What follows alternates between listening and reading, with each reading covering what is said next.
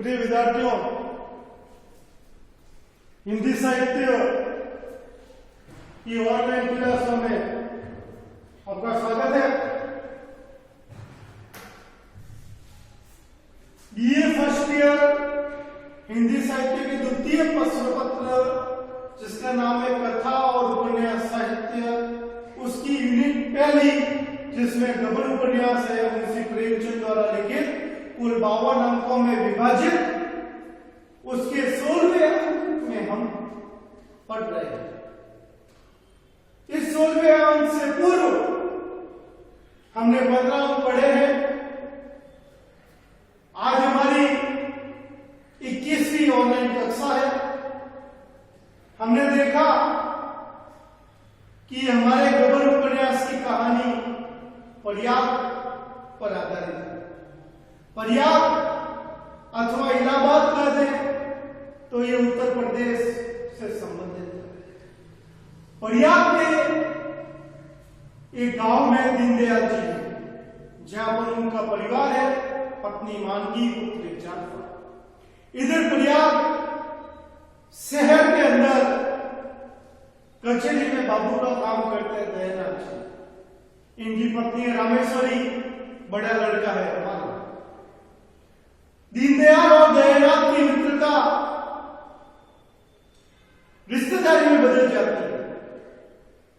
दीनदयाल की इकलौती लड़की जालपा और दयानाथ के बड़े लड़के, जो उच्च शिक्षा ग्रहण कर चुका है, बीए तक, रमानाथ का विवाह तय होता है।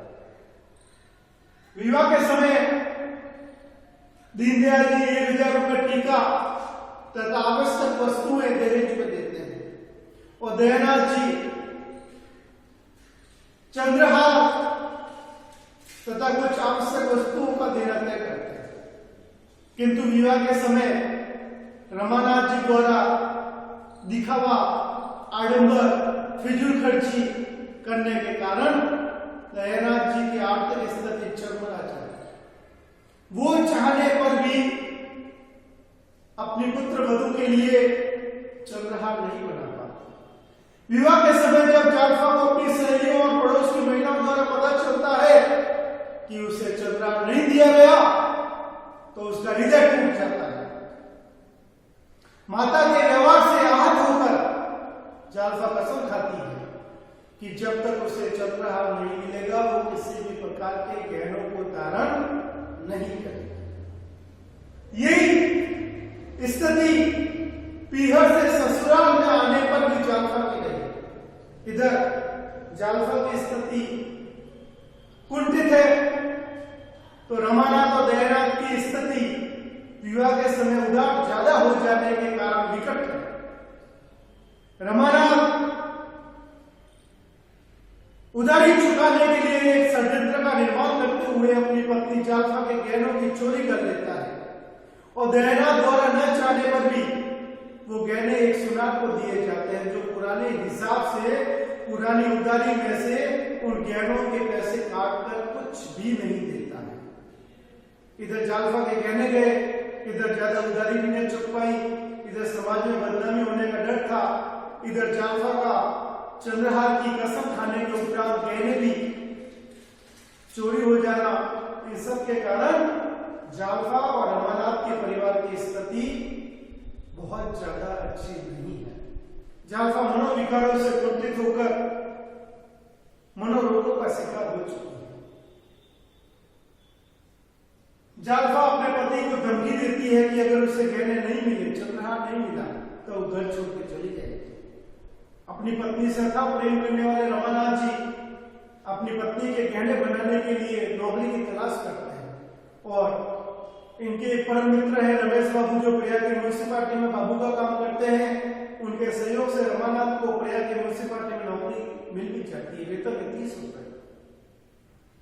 रमानाथ जी द्वारा काफी समय नौकरी करने पर रिश्वत लेने के उपरांत भी पैसों की बचत नहीं की जाती, क्योंकि वो पैसों का उपयोग करते हैं, फिजूल खर्च करते हैं। जालपा अंदर टूट जाती है और अपने मन की व्यथा को अपनी सहेलियों को बताने के लिए पत्र लिखती है। रमानाथ उस पत्र को पढ़ के शर्मिंदा होता है तथा अपनी पत्नी को वचन देता है कि वो अति शीघ्र उसके गहने बना देगा। इधर रमानाथ जी अपनी पत्नी के लिए 800 रुपए की उधारी में गंगू सुनार के पास से सोने का असली चंद्रहार बनाते हैं और उसी समय माता मानकी और पिता दीनदयाल के द्वारा एक डाक पार्सल के अंदर चंद्रहार भेजा जाता है और स्वाभिमानी जालसा रमानाथ के न चाहने पर भी अपने माता पिता द्वारा भेजे गए चंद्रहार को वापस भिजवा देती है। आगे रामेश्वरी के कहने पर रमानाथ जी जालसा को 700 रुपए के कंगन भी दिलवा देते हैं। रमानाथ में 1500 रुपए की उधारी हो चुकी है, 800 रुपए का चंद्रहार, 700 रुपए के कंगन। जब जालसा इनको पहनकर बाहर घूमने जाती है तब वहां पर रमानाथ और जालसा की मुलाकात एक महिला से होती है जिसका नाम है रतन। 2-3 औपचारिक मुलाकातों के बाद जालसा और रतन की अच्छी मित्रता हो जाती है। इसी मित्रता को हम आज 16वें अंक में पढ़ने वाले हैं, क्योंकि इसी मित्रता के वशीभूत होकर रतन जालसा को अपने घर आने का निमंत्रण देती है। रतन के घर जब जालसा और रमानाथ जाएंगे, बातें जो करेंगे, जो घटनाएं आगे होगी वो हम कुछ समय उपरांत पढ़ेंगे। लेकिन उससे पहले इस कहानी का जो नया चरित्र हमारे सामने आया है रतन के रूप में, उसको हम समझ लेते हैं कि ये कौन है। रतन एक गरीब परिवार से ताल्लुकात रखती है। रतन के पति वकील साहब प्रयाग के बड़े प्रसिद्ध वकील हैं और उनका नाम इंदुभूषण मिलता है, लेकिन लोग उन्हें वकील साहब नाम से ही पुकारते हैं। ये नाम इनके लिए रूढ़ हो चुका है। रतन के पति जो वकील साहब है इंदुभूषण, उनकी जो पहली पत्नी रही, रतन से पूर्व भी वकील साहब का विवाह हो चुका है। वकील साहब की जो पहली पत्नी रही, निसंतान और संतान के तनाव के कारण, संतान नहीं होने के कारण महिला में कई तरह के तनाव आ जाते हैं। उस संतान के कारण या और किसी कारण असामयिक मृत्यु हो जाती है। वकील साहब कई वर्षों तक अविवाहित रहते हैं, पुनः विवाह नहीं करते, किंतु आखिर में उनके ही घर के नौकर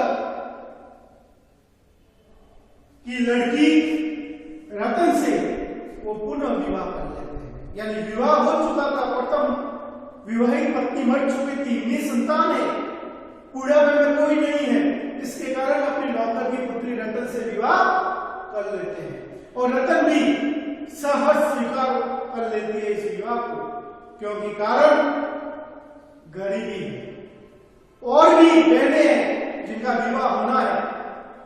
वकील साहब से विवाह होने में वकील साहब इस कर्तव्य का निर्वहन करने में सहायता देंगे, अन्य बहनों का विवाह करने।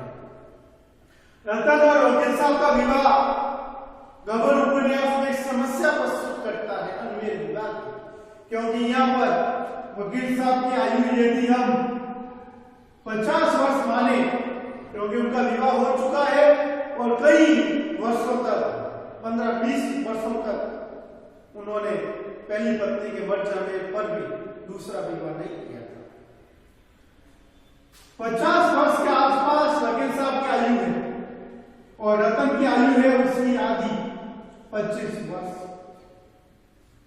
वर या वधू दोनों में से किसी की आयु एक सीमा से ऊपर है और दूसरे की आयु एक सीमा से बहुत ज्यादा नीचे है, आधी से भी कम, तो वह विवाह, वो संबंध अनमेल विवाह की श्रेणी में आता है। ऐसा विवाह जिसका मेल नहीं है, यानी वो अनमेल है। आयु का बहुत बड़ा अंतर, किंतु धन संपदा अमीरी के कारण इस अंतर को वकील साहब और उनके नौकर की लड़की रतन ने इग्नोर कर दिया, नजरअंदाज। यहां पर हम समझ चुके हैं कि रतन इंदुभूषण वकील साहब की दूसरी पत्नी है। पहली पत्नी से भी कोई संतान नहीं हुई। रतन से विवाह करने के उपरांत भी वकील साहब की कोई संतान नहीं है। रतन गरीबी में पली बड़ी, किंतु जब वकील साहब की धन संपदा अमीरी उसने देखी तो वह उन वस्तुओं का उपभोग करने लगी, और करना भी आवश्यक था क्योंकि आगे पीछे कोई संतान तो है नहीं।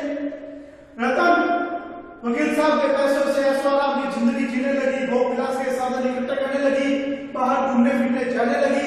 वहीं पर उसकी मुलाकात हुई है उसी की हम आयु हम उम्र महिला चालफा से, जो भी है जो अपने पति के चंद्रहार और कंगन के कारण ऐशोआराम की जिंदगी जी रही है। इधर रतन वकील साहब के पैसों से ऐशोआराम की जिंदगी जी रही है। अगली क्लास में हम देखेंगे कि रतन द्वारा जालफा को घर आने का जो निमंत्रण दिया गया उसके बारे में।